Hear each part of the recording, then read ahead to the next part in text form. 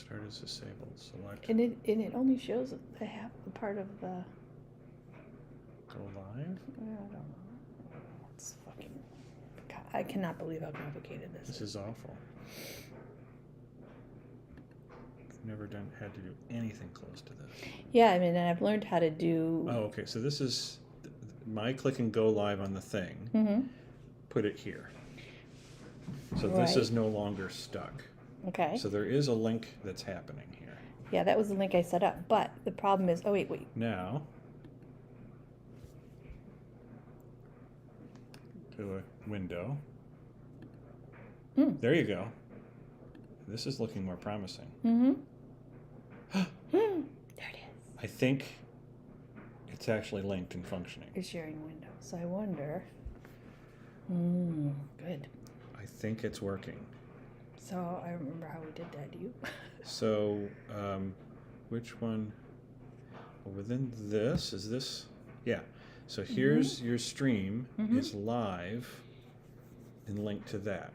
So you could say, here I've Just leave it running. leave it running, Yeah. and they will link to this. Is that right? I think so.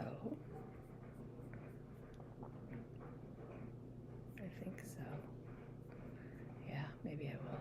Just leave it. I don't know. Yeah.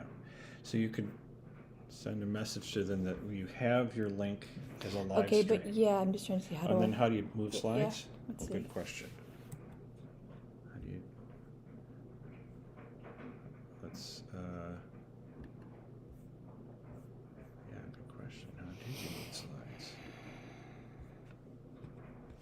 It's a Okay. studio. So what we could do is.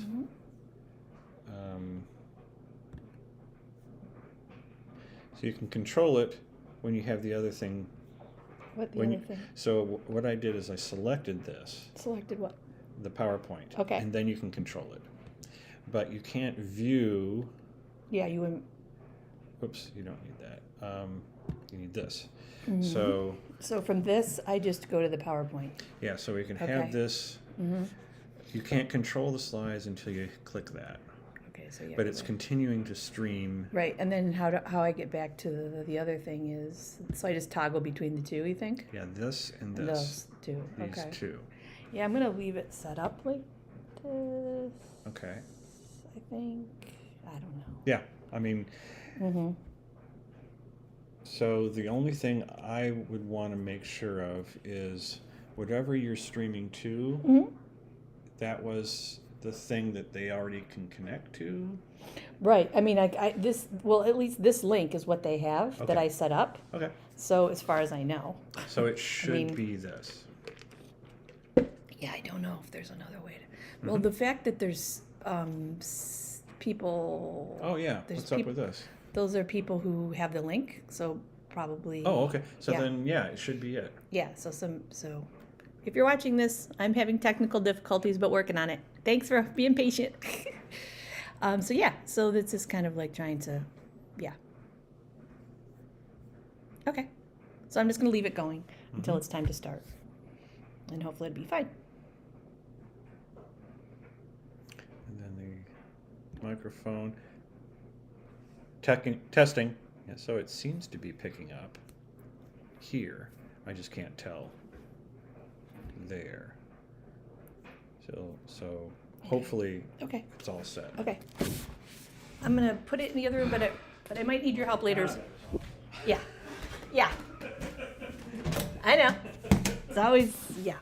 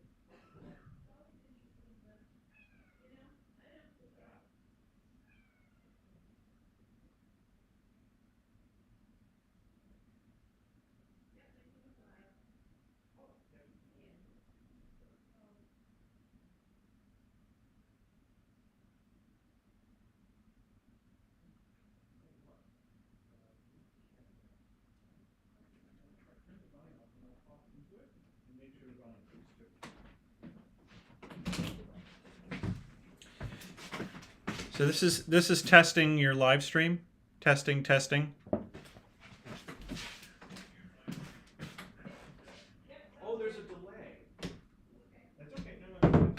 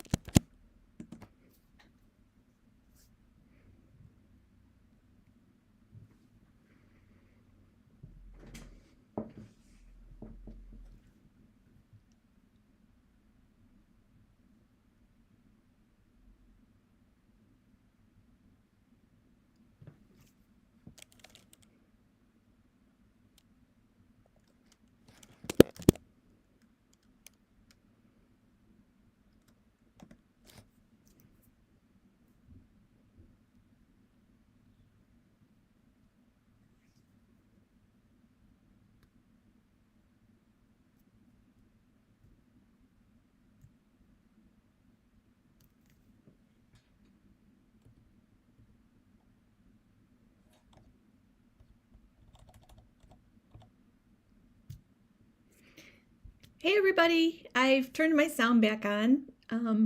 Hopefully you can hear me.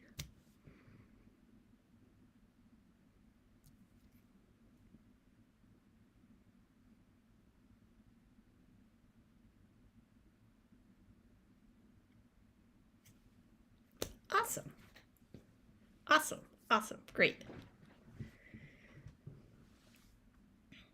Well, just one more minute, and when it's 9 o'clock, I'll get started because I know everybody's got stuff to do.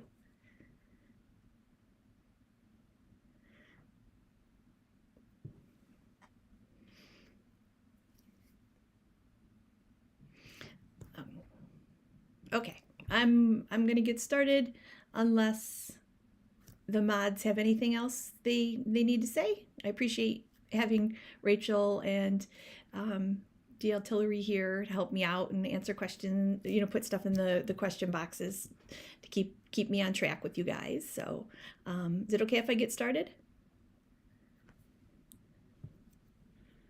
All right.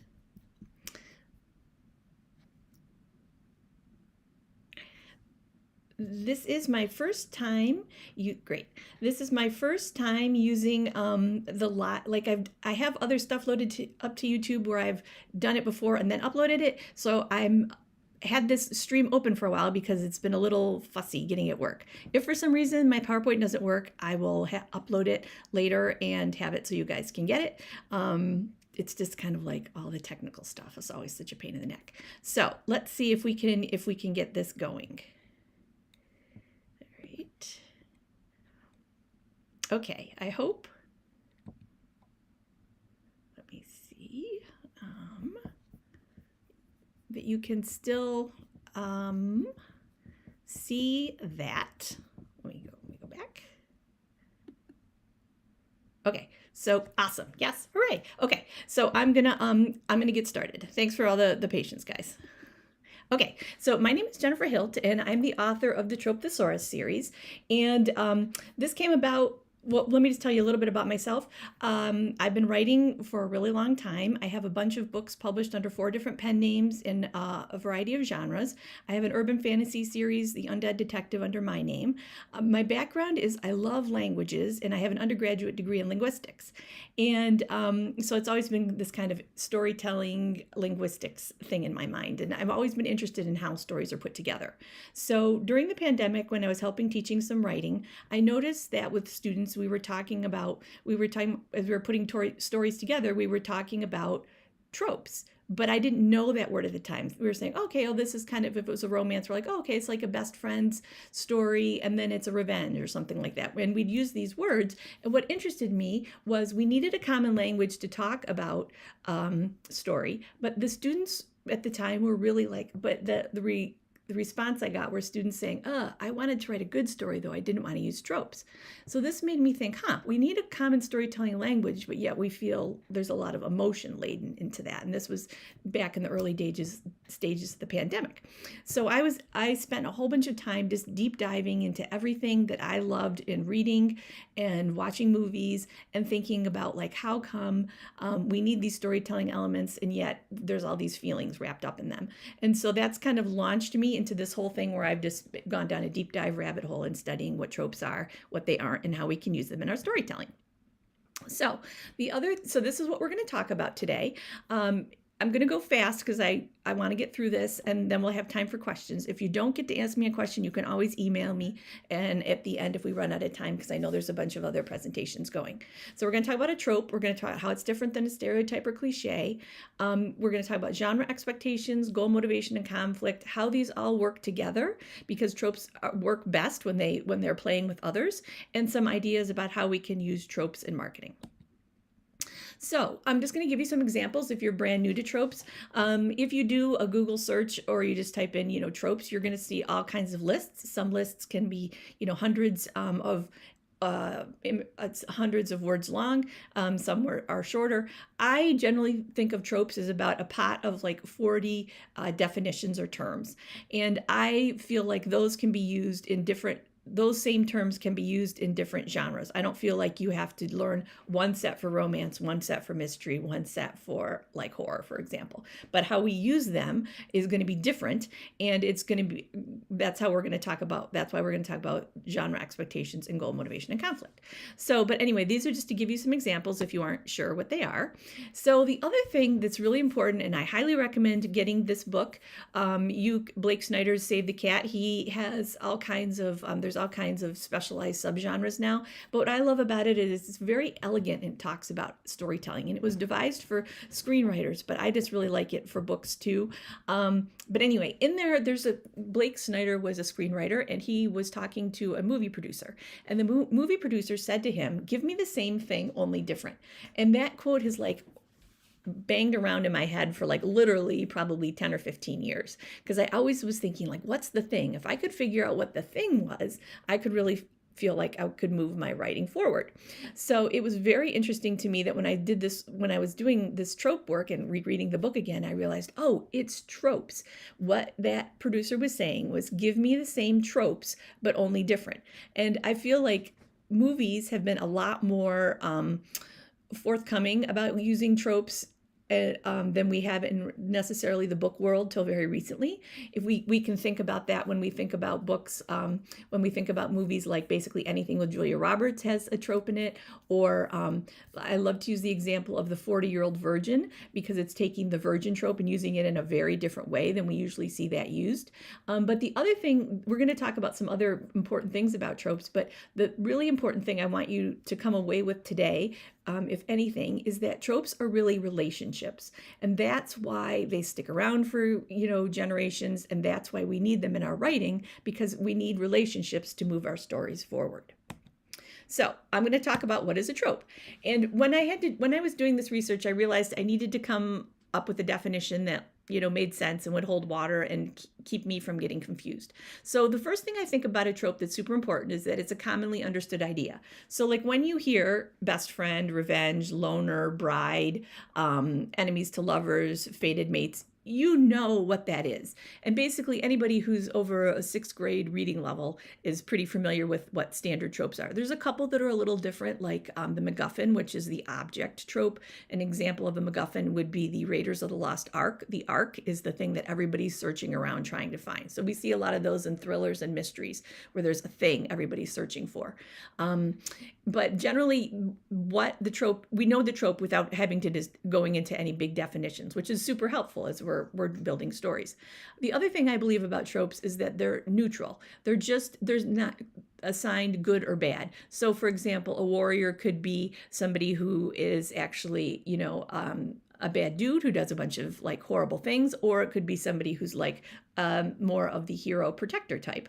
So it's just this idea that then we can decide how do we want to develop it. And the third thing that I think about tropes is that they're really a promise to the reader. And why I think that's so important is that we don't want to put tropes in our stories that we aren't going to develop. Like the biggest concern I have is enemies to lovers is so popular in romance. A lot of times people are like, I can't write a story that doesn't have enemies to lovers in it, so I have to put that in there.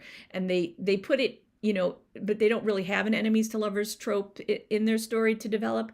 So we want to make sure that we're putting the tropes in our story that we're going to actually develop and show our readers.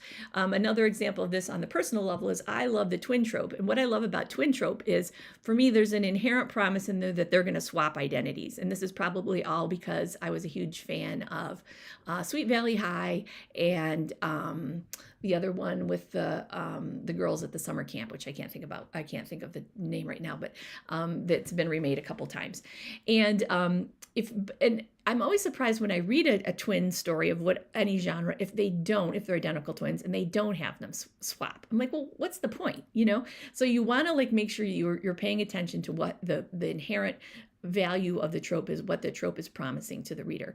And then the other thing that I didn't write in there is that, I have it right here, is that really tropes are relationships. And I think that's why we see so many stories of, say, orphans, right? Because this orphan is a vulnerable being who's going to go on a journey or relation and have a whole bunch of other adventures and relationships along the way. But they're almost like this little plain block that's going to pick up a whole bunch of like Legos that stick to it along the way, or like lint. And so relationships are really how we show our story conflict. If you've ever had like an idea for a story and then you're like, oh, but how do I develop it? Tropes can help us do that, because that they're giving us their inherent ways that we can build our plot and our characters. Tropes have been around a super long time, and we find them everywhere. I think this is really important to me. Sometimes people think, oh, tropes are only in like genre fiction. But if you go back and you look at fairy tales or folklore, or my favorite is I still love to read literary fiction. There's tons of tropes in there. It's just that they're developed in a way that you aren't immediately like, oh, this is the X trope. Good tropes really go for that relationship, like I said, and then they just develop it until you're just like, oh, I want to know what's going to happen next. So tropes aren't anything new. They've been around for really, I think, as long as we've had human interaction, because of them being about relationships, and you see them everywhere. And I've started saying lately that I actually see them in advertising ads, like on TV, where they're trying to like tell a little story in this short frame of time. So this is really important. I don't feel that a trope and a cliche are the same thing, and I'm going to tell you why. So I think a cliche or stereotype has a negative meaning attached to it, and it's not a fully developed idea. So I gave you some examples here, like the dumb jock, the dumb blonde, and the gold digger. So you could, write a story about a jock who could have any athlete who has any kind of other issues. That can just be part of that character. But they don't have to be this like flat character in this particular way. It makes them much harder to develop, I think, when we use a cliche or stereotype. So that's why I don't think they're the same. And I really avoid, trying to do I just try to avoid stereotypes or cliches, and really go for like, how can I make my character as rounded and like a real person as we all are? The other thing that's really important about tropes, like I alluded to before, is they play very well with others. So you're really not going to just have like a tropes in your story and that's it. You need to pair them with what are the genre expectations. And when we talk about genre expectations, what we mean by that is, what do readers want to expect? So my example of the twin, using the twins trope and not having, any kind of hidden identity or swapping of identities, that's a reader expectation. And, often when you do have twins, it is in like something that has like a mystery or thriller element, or the romance where there's a reason why you have those things happen. I love this slide. This is just super general, but I think it's important to think about what are the questions that the genres are asking that we as storytellers need to answer. And my favorite stories are not just one thing. So it's not just a mystery, or it's not just a horror. They'll have multiple of these things mashed up together. A great example of a mashup that I give is my friend. She's my friend, but she's also a great writer, Steph Green, or Stephanie Holmes, same person. She writes a really great series where she has taken cozy romance and a cozy mystery, and mashed it up with steamy Why Choose romance. And so she's taken, these couple subgenres and put them together and created a very successful, really popular, really fun to read series. So it's really neat to see how there's different ways we can keep reinterpreting these ideas.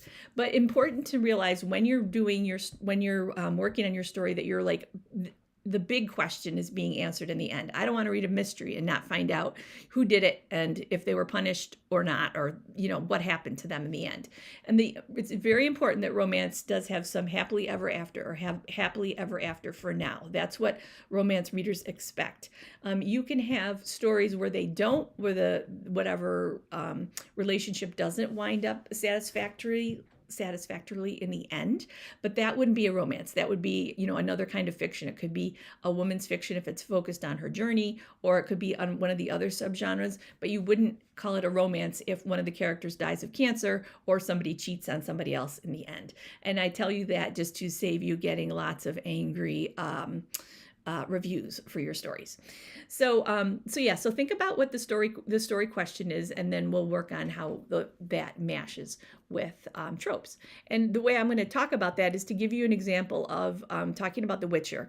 There's so many great books out there. It's hard to find examples that everybody's pretty familiar with, but I think The Witcher has been big enough in our culture that even if you didn't watch it, you have a sense of what it's about.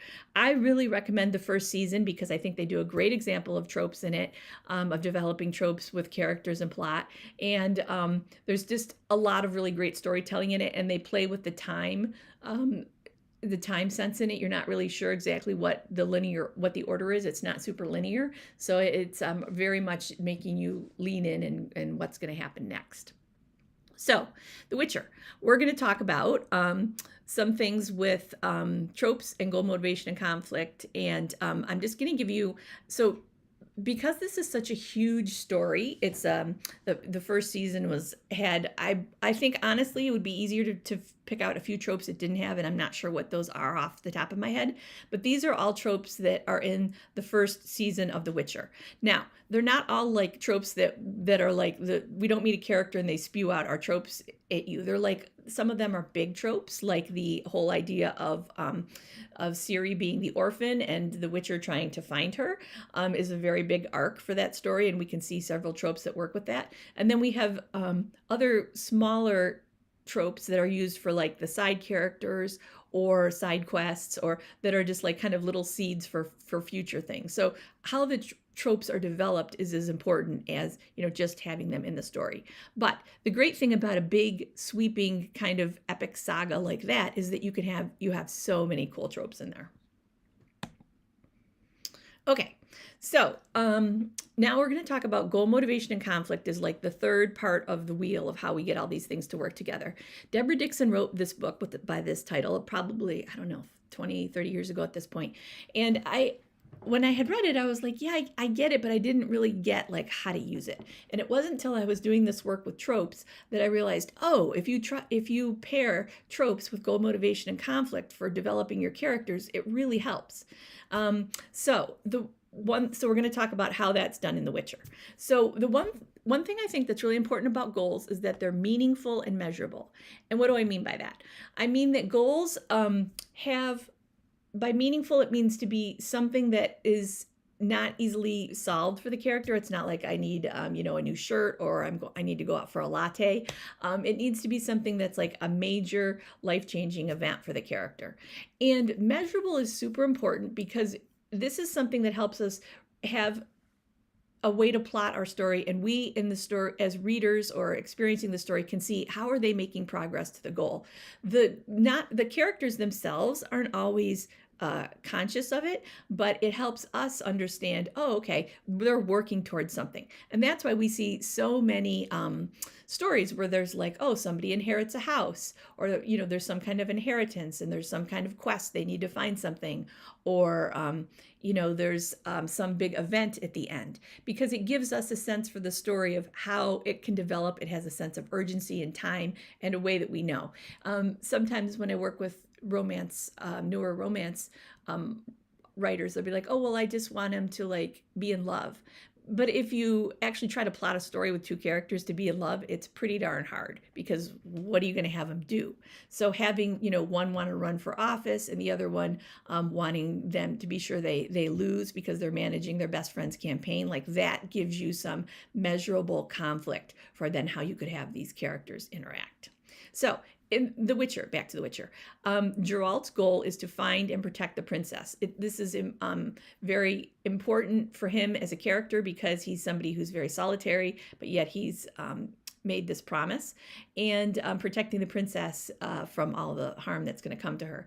Doing the goal, motivation, and conflict, I'm only going to talk about it for Geralt because of time here, but when I'm writing a story, I will do the goal, motivation, and conflict for all the main characters, particularly the antagonist, super super important, and any significant side characters that are going to reoccur. Doing goal, motivation, and conflict isn't something that I sit down and do like I'm writing on a grocery list. I will do a goal, motivation, and conflict, and I keep revising it while I'm working on the story because I'm still figuring out what's important to the characters and how we can make their journey as difficult as possible. Motivation is our story's why or the theme of the story. So, we usually want to have, that's usually something that comes to me as I'm working through it. It's not like I sit down and like, oh, I'm going to write a story about like identity. It's kind of, it's the as I'm working in the story, I'm like, oh, that's what his motivation is. Okay, that makes sense. And in this story, The Witcher, his motivation is he's bound by the law of surprise, which is a wonderful world building element that they've added in the story. If you haven't watched it, I highly recommend it. But that's why he has to do it, is that he's a man of honor, even though he doesn't really necessarily want to. And conflict is really, when we talk about goal, motivation, and conflict, we want to have our goals and our conflict in as much opposition as possible. So he's trying to find this character, or he's trying to find Ciri, the young woman, and she's the princess, and she's being hidden from him by the queen. She's escaped into the wilds, and antagonists are hunting her. So he doesn't even know that he's looking for a female when the story begins. There's all these more powerful people that are chasing her, and she has a power that they want to harness that could bring down the kingdom. But it's like a huge conflict, right? It's not a small conflict. It's just a really, really, really big conflict that will affect him and the world around them. Okay. The other thing I'm going to just talk to you a little bit about what some of his character tropes are. So like I referred to before, he's a loner, he's an orphan, and he's a protector and a warrior. And we see different elements of those characters' traits as the story develops. And we also he has different relationships. So found family is, I think, just a super important trope that we find in every story. But in this story, it's like that sense of, as he's going on his journey, he's going to pick up people along the way, as I alluded to before. And so he ends up getting a minstrel who accompanies him, and he ends up meeting a powerful sorceress and falling in love with her. And so that would be like the fated mates, opposites attract. He's Ciri's guardian, and then all together they kind of come together to form, like I said, this found family. Scars and secrets are just huge tropes that we can see. It doesn't matter what genre you're talking about, you're going to have scars and secrets. And this character, Yennefer, his love interest, is a very powerful sorceress, and she has wonderful scars and secrets. She has a great progression of ugly duckling, where she's, as you see in the first picture, she's physically born with all these deformities, and then through the use of magic, she's, becomes incredibly gorgeous. But the great little twist with that is when she goes through that transformation, she loses her ability to be a mother and have children. And so her story is always trying to get back what she lost. She would like to be able to have a child. But think about, really, all of your characters should have some kind of scar or secret. It's really the storytelling goal of helping provide motivation, make them more interesting, give them different connections, things they want to hide. I just really love scars and secrets. Okay, there's two questions that I normally get asked, so I'll answer those. One question I get is, people want to know which tropes to use. And I mentioned before about found family, but I really believe that I keep seeing these 4 tropes in any kind of story that I read. Doesn't matter the genre.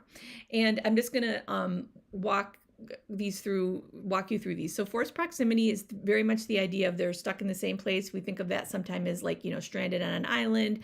Romance, sometimes it's, they're stuck in a hotel with one bed, or an office, or an academy setting. That's, all those books where they have kids taking, the Harry Potter thing, where they're in the magical academies, or Hunger Games, where they're all in a condensed area. So any books usually have something where you're forcing the stories have something where you're forcing the characters to interact. And why that's important, that in parentheses I have the role that the trope plays.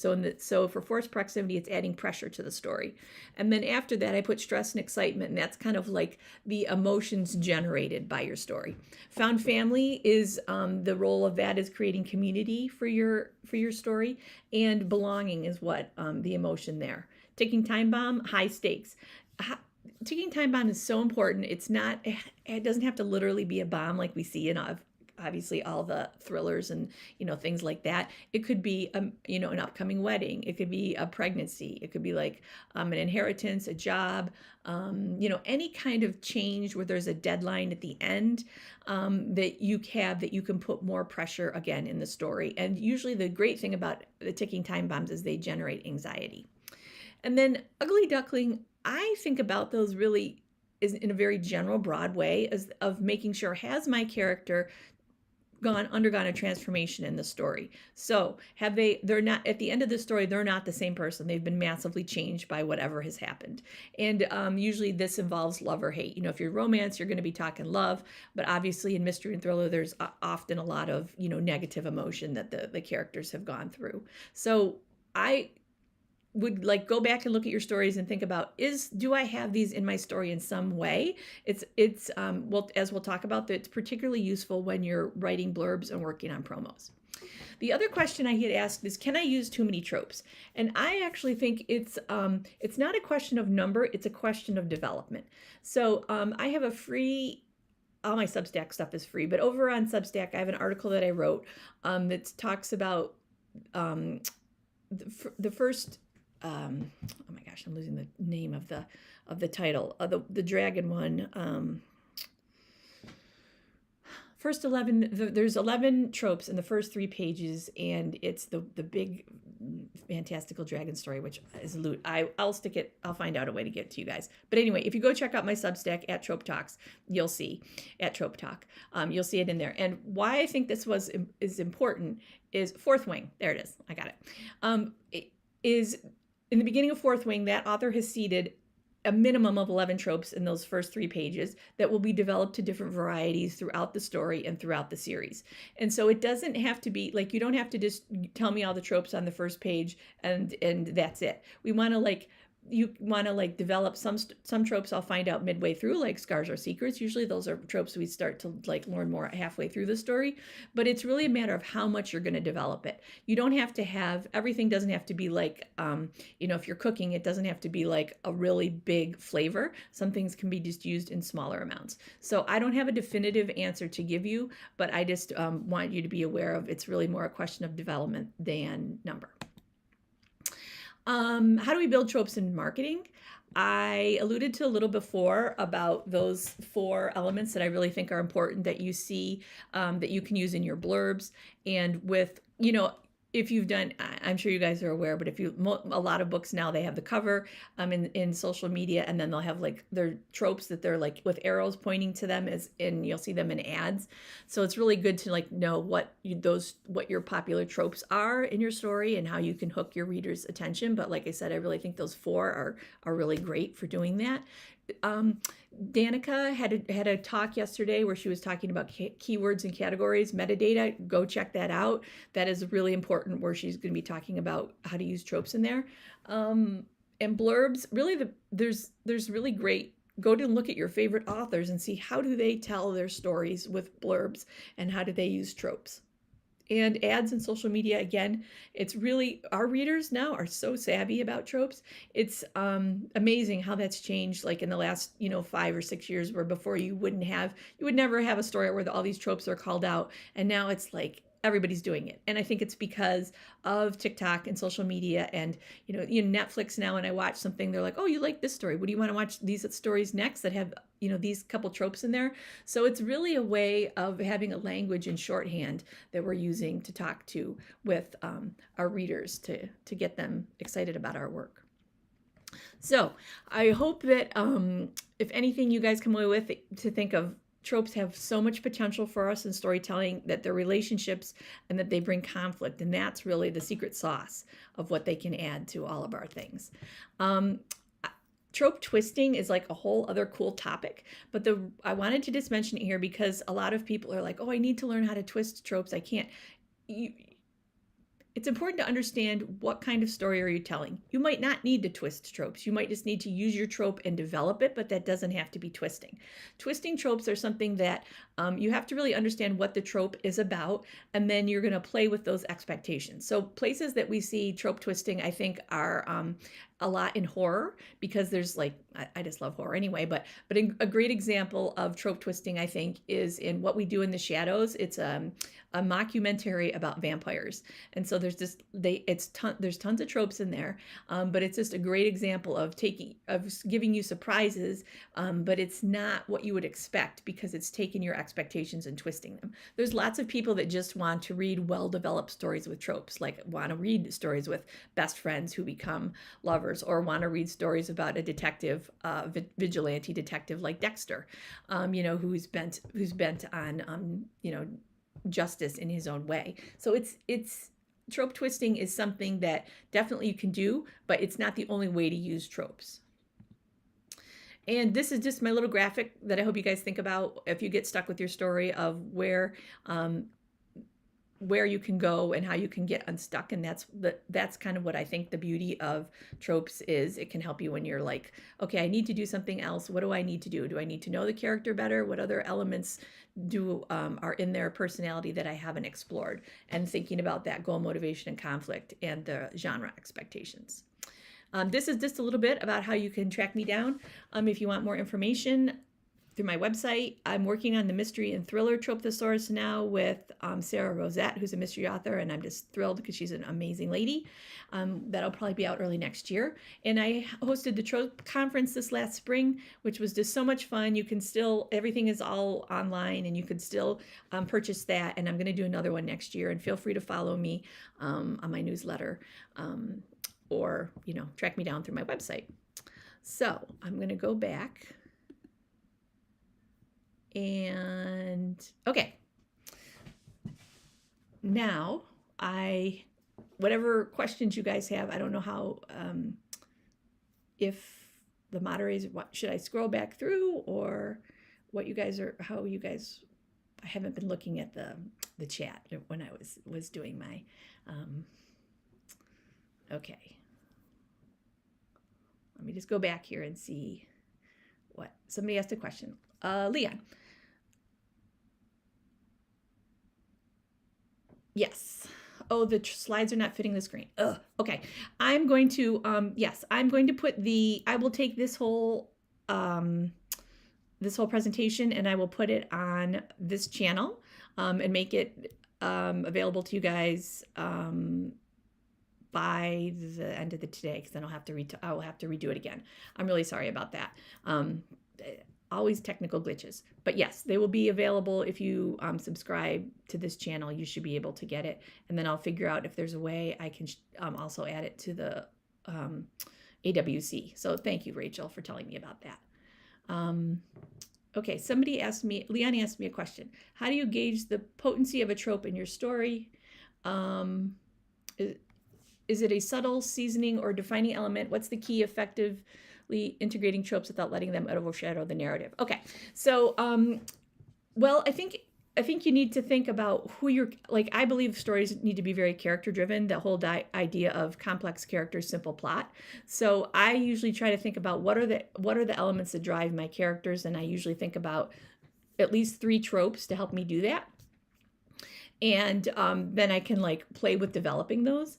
The subtle seasoning or defining element, that's more like where your artistry comes in. There's not a formula I can give you for that. It's just kind of you want to have enough tropes in the story so that readers know what's going on, and so that they can feel okay, I can follow this story without having to really get bogged down in lots of world building or rules or things like that. And then but the great thing about tropes is that because you get to develop them how you want, taken as long as you understand the basics of it. Like I said, with loner or twin or revenge or jealousy or bride, you understand the essential idea of it, and then you can develop it how you want. So I can't give you like a very concrete answer about that other than read lots of books that you admire, watch lots of movies and shows, and think about how are they using tropes, how are they putting together. That's really the best way as storytellers we learn, is by studying other people. Let's see. Okay, that was Leanne. Somebody asked, oh, so what do you call a romance where the main character dies from cancer? I would say that's just fiction. And that's fine. Like, you can just do that, but just don't market it as a romance. And then it could be the type of fiction that it is could be developed, depending on what other stories what other elements are in your story. If it's about a woman's journey, well, it's not it could, if it's not the main character, then I was going to say, if it's a woman, it could be a woman's fiction, but it would be just a fiction story, and then you would figure out like what the other elements of that story are. It's totally okay to have that, but just don't call it a romance, was the thing I was worried about. Rachel asked, can tropes be effectively subverted to enhance author's unique voice? Yes. Or do they inherently? No, I don't believe they compromise artistic authenticity or a fleeting trend, because I think that tropes are rooted in common human relationships and emotions that have lasted a really long time. At least this is my opinion on it. You can have your own. I'm just giving you mine. So it's the development of the trope. So like the idea of the wicked stepmother, like that has been around for a super long time, and I would say that's a cliche. But we seem to like that because we keep seeing it again and again, right? It's back in those fairy tales that we've had for hundreds of years, and probably even before that, it was probably in like oral storytelling, because there's always been things that's happened where there's families have had to reform. So then, but it's just the tropes can help you develop how you want to make that more than just very just kind of flat characters of like, oh, the evil stepmother. I mean, it'd be great to write a story where like she's the protagonist and like what's her side of things, so that's just kind of my impression of tropes, is that they're like these long lasting elements of human communication and emotion. How do you know if you have underwritten a trope you wanted to use? Beats in extra genres, but tropes there seem to be a gray area. Great question. I think a lot of times it's easier to have somebody else help you figure out what the trope is, because a lot of storytellers use them intuitively. So it's really helpful if you're telling your story to somebody else. This is what my story's about. Another storyteller person can usually help you. A lot of times I've had people say, oh, I only have like 2 tropes in my story. I'm like, well, tell me about your story. It's like, oh, they've got tons of tropes in there, which is great because there's like lots of little hooks to get people into the story. So one of the best ways, I think, is really talking about it or sharing with somebody else to figure out what you have in there. The other thing is, if you don't want to do it that way, setting it aside and then going back and looking at it with fresh eyes. But I think it's really hard to like look at your own work and think of it like, what are the actual elements and how they're moving when you're like in the day-to-day, or when you're like deep in the trenches of it. Yes, and I think like how you develop the tropes is a gray area, but that's also like the awesomeness about it, because that's what keeps them from being all the same, so if then we're not like talking about like all best friend, like say for example, enemies to lovers. So that's super important because of the underlying tension in that story and all the conflict that those relationships have to bear. But they're not all exactly the same, right? There's like, okay, we know they start out with conflict and that they're going to wind up in the end, but that the differences of how those stories are developed is what keeps it really strong and why people still want to read those. Rachel said, oh shoot, I lost it.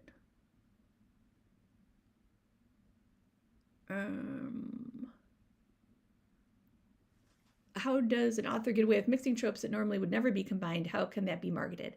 I think again, you need to know what your genre is. That's really important to know like what your story's questions are. I think that there's really great stuff going on with some things that I really like that are different and fresh ways of using tropes are If you see, there's like a resurgence of these kind of cozy tropes that involve multi-generational characters. So think Murderers in the Building, the Ted Danson one, whose name I can't think of right now, and the Thursday Murder Book Club, which is going to be made into a movie. So all of a sudden we're seeing this kind of resurgence of murder, mystery, cozy things, but in environments where you have different age groups. And so I think that's a really interesting way of playing with tropes, where it's not like just young people and like this grizzled detective who are doing the crime solving. I think that's an interesting way that tropes are being played with. There's a really neat thing going on in domestic horror, which I love, where you have like mothers dealing with issues of monsters and the less heroic elements of motherhood, which I think has just absolutely wonderful. One example is Sundial by Catriona Ward. Read that book if you're curious about what are ways that you can play with tropes. Let me think what else. And I'm trying to think of any other ones. I personally, somebody asked me in there, I think, I love new applications of the amnesia trope. I am like always on the lookout for those, because I feel like the amnesia trope is a trope that we see traditionally be used as like somebody gets a bonk on the head, they forget stuff, and then they conveniently remember, their memories when they're in other relationships and things have progressed. But we're kind of living in this renaissance of, I believe the amnesia trope. Severance is a fantastic example of tropes as relationships and the whole idea of memory and power.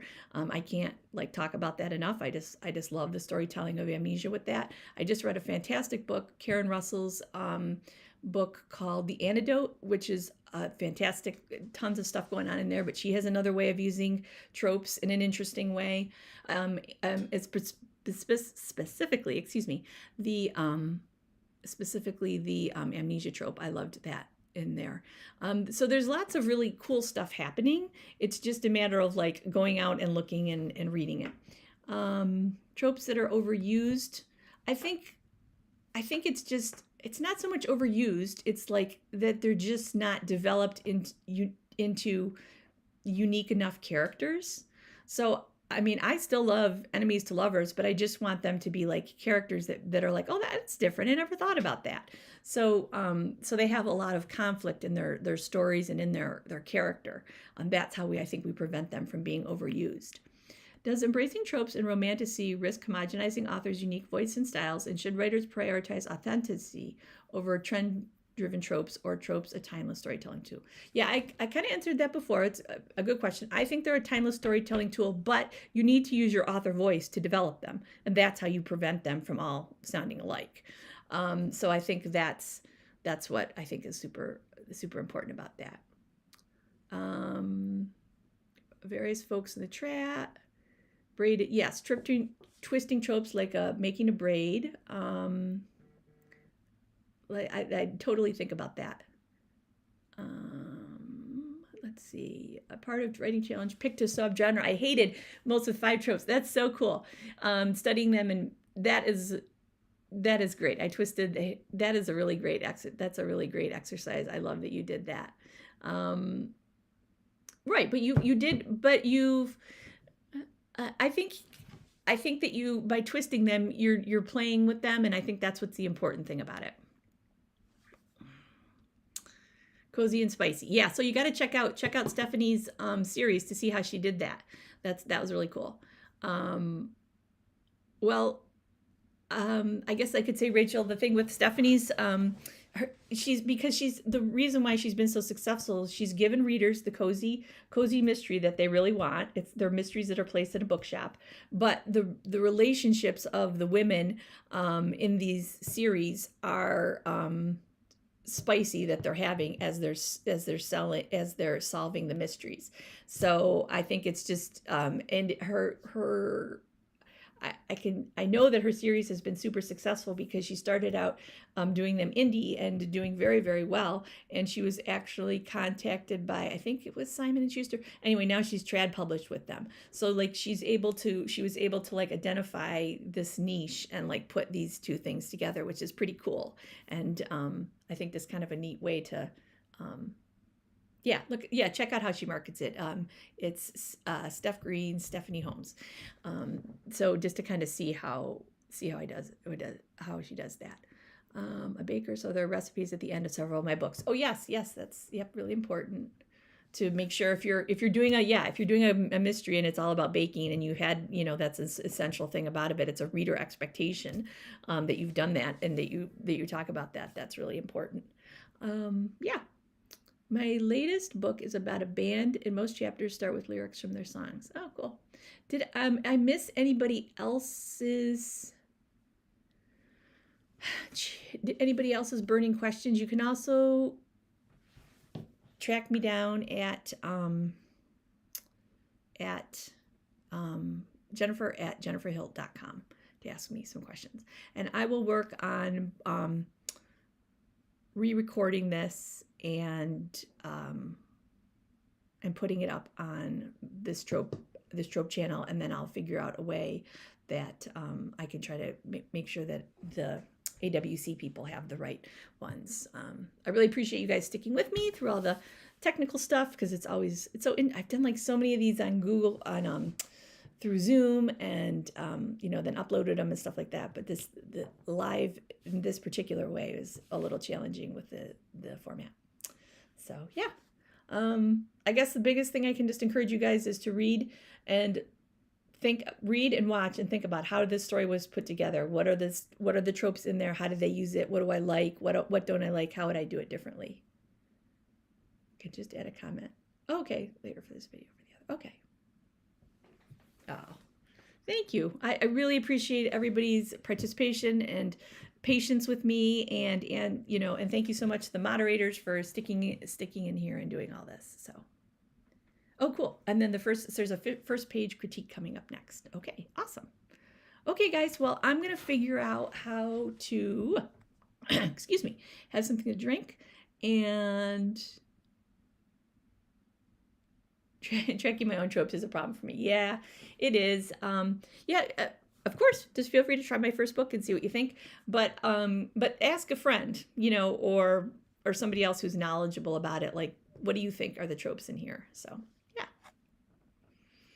Well, thanks everybody. I hope you have a great conference. There's so much good stuff going on in here. They've really put together a wonderful time. So I will try to make sure that I have all this information for you guys soon. Thank you so much and good luck. And don't be afraid to play with tropes and experiment with them and all that good stuff out there.